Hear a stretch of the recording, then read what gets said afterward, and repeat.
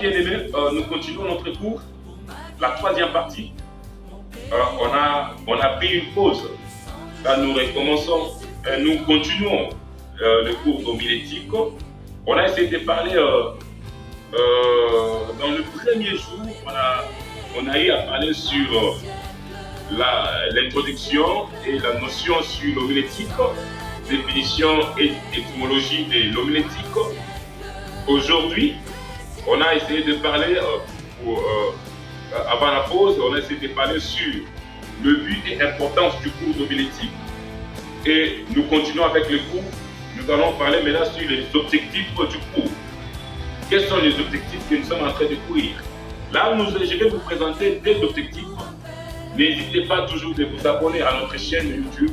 C'est toujours moi, votre serviteur, Vivian Vivas Luc Kunda, le coordonnateur général de la mission évangélique Pêcheurs d'Hommes. Cette mission regroupe plusieurs missionnaires. Même vous qui nous suivez, vous pouvez s'adhérer, venir s'adhérer, s'attacher en nous afin que nous puissions faire l'œuvre de Dieu. Notre but principal de la mission, c'est de faire des nations des disciples de notre Seigneur Jésus-Christ.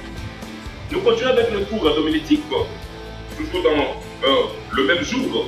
Ça, c'est la troisième partie. On revient de parler, il n'y a pas de cela 10 minutes, mais on a parlé sur la première partie. Nous continuons avec les objectifs du cours. Les objectifs du cours sont divisés en deux parties. Et ces deux parties sont, nous allons parler sur les objectifs spécifiques de l'homilétique et aussi nous allons parler sur maintenant l'objectif principal ou général du cours. Là d'abord nous voulons parler des objectifs particuliers du cours d'homilétique.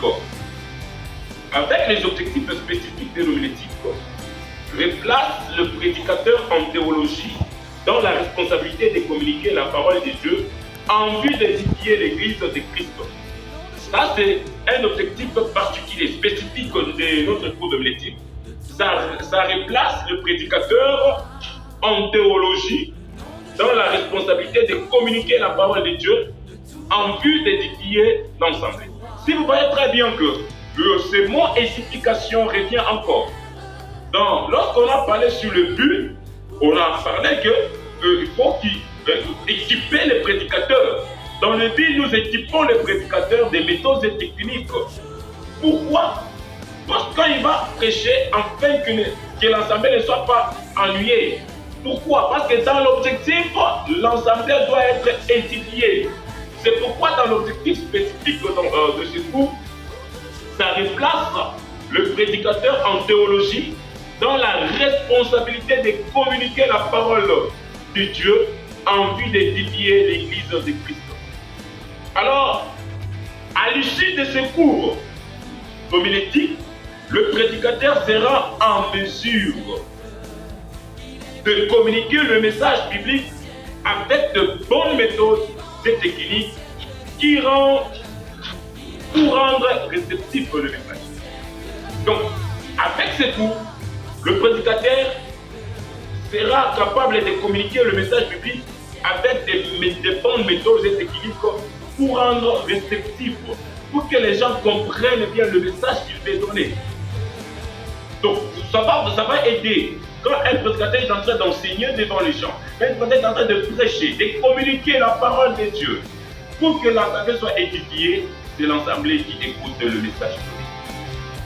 Beaucoup de gens dans l'assemblée ne sont pas édifiés parce qu'ils ne parviennent pas à comprendre le message qu'on est en train de donner. C'est pourquoi, avec l'homilétique va aider beaucoup de gens à comprendre le message de Dieu. Et le message que le prédicateur doit communiquer sera réceptif. Donc ça va aider beaucoup de gens. Deuxième point, à l'issue de ces cours d'homilétique, le prédicateur sera en mesure de communiquer le message biblique de manière efficace pour transformer des vies.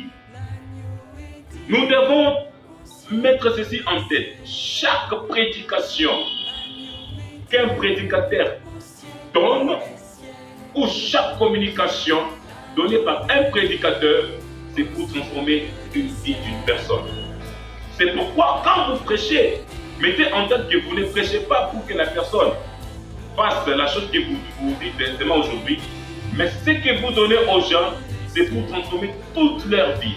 Alors avant de donner ça, rassurez-vous que ce que vous donnez, ça va transformer une vie d'une personne dans le bon sens.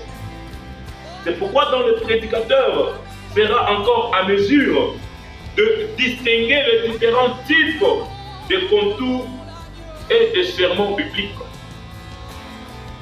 Avec l'homilétique, ça va aider au prédicateur, comme nous avions dit dans la première partie. On a parlé, il y a plusieurs types de messages. On a parlé des messages textuels, ou soit plusieurs types de sermons. Il y a le sermon textuel, le sermon biographique, le sermon événement historique. Nous avons le sermon qu'on appelle expositoire ou d'exposition.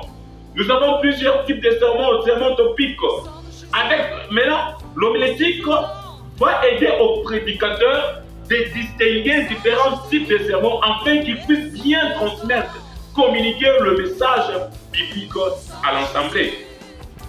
C'est là où nous voyons beaucoup de prédicateurs, il est en train de prêcher un type de sermon ou un type de message qui est textuel, mais lui est en train de le prêcher dans le type de message peut-être topique. Et vous allez voir que le message là ne sera pas bien calé, et le message va perdre son efficacité. Et nous allons voir les types de messages avec vous, avec le temps. Soyons toujours patients. Et nous allons voir plusieurs types de messages avec vous. Alors, maintenant l'objectif du cours, on peut dire l'objectif général du cours. J'ai fini de parler sur l'objectif spécifique. Maintenant, l'objectif général du cours, l'objet de l'homilétique n'est pas l'étude de l'interprétation des Saintes Écritures. Vous devez mettre ceci en tête. Quand vous étudiez l'homilétique, ce n'est pas pour interpréter des Saintes Écritures. L'homilétique, ce n'est pas ça son objectif, que vous interprétiez des Saintes Écritures, ni l'étude thématique. Quand on dit interpréter les Saintes Écritures, il y a tout un cours qui correspond à l'interprétation de cette écriture. Vous pouvez aller voir peut-être dans la théologie biblique.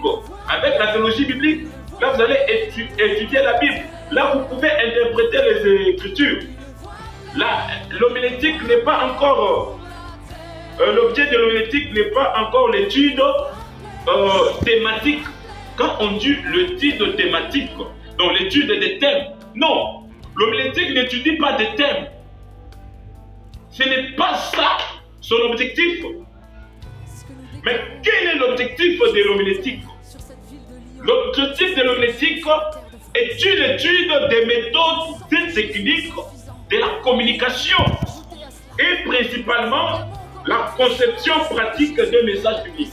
Donc avec l'homilétique, ça permet à un prédicateur de concevoir un message biblique afin de le communiquer. Donc c'est une étude de méthodes et techniques de la communication et principalement la conception pratique des messages bibliques.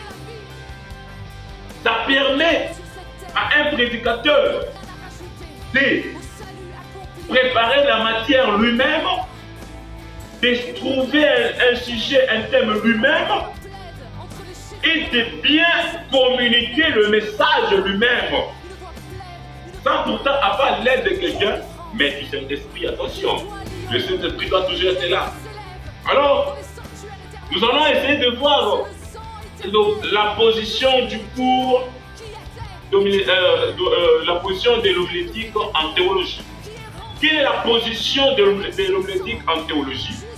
Vous devez comprendre que la position du cours en théologie, l'homilétique est le cours de base en théologie pratique. Quand nous parlons de la théologie pratique, nous voyons la théologie. Bon, d'autres personnes disent que c'est la théologie pastorale.